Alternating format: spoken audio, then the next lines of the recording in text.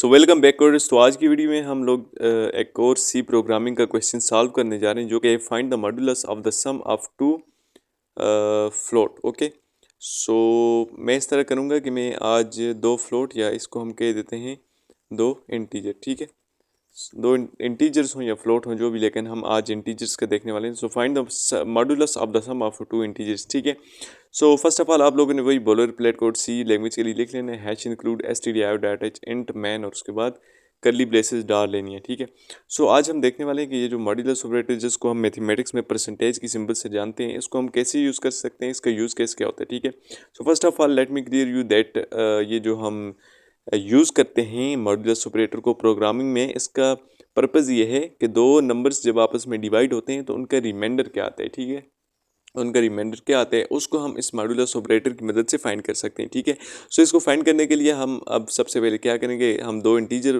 के वेरिएबल बनाएंगे, उनमें कुछ डेटा स्टोर करेंगे, उनको उसका हम सम ले लेंगे। ठीक है, सो यहाँ पर लिख देता हूँ इंट num1 और इसमें मैं वैल्यू रख देता हूँ, इस टाइम 10 रख देता हूँ। ठीक है, कामा डाल के दूसरा वेरिएबल num2 बना देता हूँ जिसमें मैं 10 रख देता हूँ। ठीक है, वैल्यू अब मैं इस तरह करता हूँ कि मैं एक और वेरिएबल बना लेता हूँ सम के नाम से। ठीक है, उसके अंदर मैं इन दोनों वेरिएबल्स को जो है वो सम कर दूंगा। सो मैं इस सम वेरिएबल में लिखूंगा num1 प्लस num2। ठीक है, और सेमीकोलन लगा लूँगा आखिर में।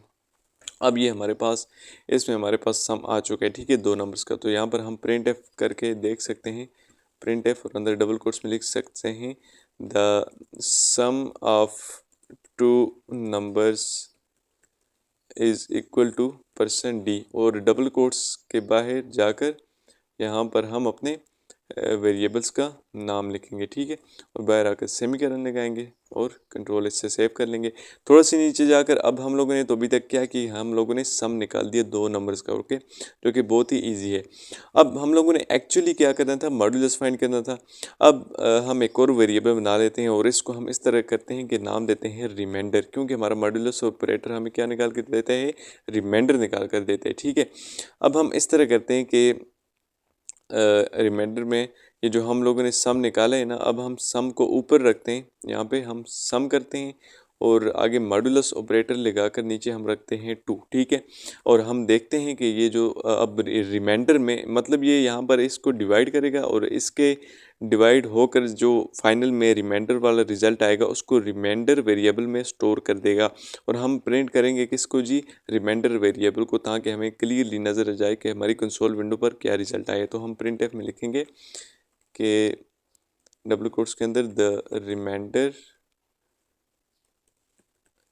रिमाइंडर इक्वल्स टू %d, और बाहर डबल कोट्स के बाहर आकर अपने जो रिमाइंडर वेरिएबल है वो लिख देंगे। ठीक है, और बाहर आकर सेमीकोलन लगाएंगे, कंट्रोल इससे सेव करें और यहाँ पर आप क्लिक करें या कंट्रोल जो हमारे पास F11 की है उसको प्रेस करें तो आपके सामने नज़र आ रहा होगा कि जो the sum of two number is equal to 30, the remainder equal to 0, ये एक ही लाइन में आ चुके हैं। अब इसको अलग करने के लिए हमें एक बात पता होनी चाहिए कि हम ये जो डबल कोट्स होते हैं प्रिंट एफ में, इसमें हम \n लग सकते हैं ताकि हमारा जो न्यू लाइन है, हमारा जो भी कंटेंट है वो न्यू लाइन में चला जाए। तो फिर रीरन करके देखते हैं कि हमारे पास क्या आता है। So the sum of two numbers वो 30 आया है। ठीक है, the remainder is equal to 0, वो किस तरह, अब हम देखते हैं इसको, ड्राई रन करते हैं। ठीक है, सो हमारे पास num1 जो वेरिएबल है उसमें 20 डेटा है, num2 में हमारे पास 10 डेटा है। तो sum is equal to 20 plus 10 30 हो जाएगा, जो कि करेक्टली हमारे पास आया था। उसके बाद हम लोगों ने रिमाइंडर निकालने के लिए क्या किया कि जो सम में वैल्यू आई थी मतलब 30, उसको हम लोगों ने उसका हम लोगों ने रिमाइंडर निकाला 2 से। तो जब हम 30 को 2 पे डिवाइड करते हैं तो वो कम्प्लीटली डिवाइड हो जाता है, इस वजह से हमारे पास कोई भी इसका रिमाइंडर नहीं बचता। अगर हम यहाँ पर 3 भी लिखें तो वो भी कम्प्लीटली उससे भी डिवाइड हो जाता है, 0 आएगा। 4 लिख कर देखते हैं कि हमारे पास क्या रिमाइंडर आएगा। सो यहाँ से हम इसको अगेन रन करके देखते हैं। So the sum of two numbers वो 30 आया है और रिमाइंडर हमारे पास क्या आया है, 2 आया है। ठीक है, तो इसको आप मैथमेटिकली भी सॉल्व करके देख सकते हैं कि हमारे पास इसका आंसर 2 ही आएगा। ठीक है, सो आज की वीडियो में हम लोगों ने मॉड्यूलस ऑपरेटर को डिस्कस किया, जो कि एक्चुअल में है एक अर्थमेटिक ऑपरेटर जिसमें प्लस माइनस मल्टीप्लाई डिवाइड, और एक ऑपरेटर होता है हमारे पास मॉड्यूलस ऑपरेटर। ठीक है, जिसकी सिंबल है परसेंटेज वाली। सो आज हम लोगों ने बहुत ही अमेजिंग क्वेश्चन सॉल्व किया। अगर वीडियो पसंद आई हो तो वीडियो को लाइक कर दें, चैनल को सब्सक्राइब कर दें। मिलेंगे आपसे नई वीडियो में, तब तक के लिए अल्लाह हाफिज़।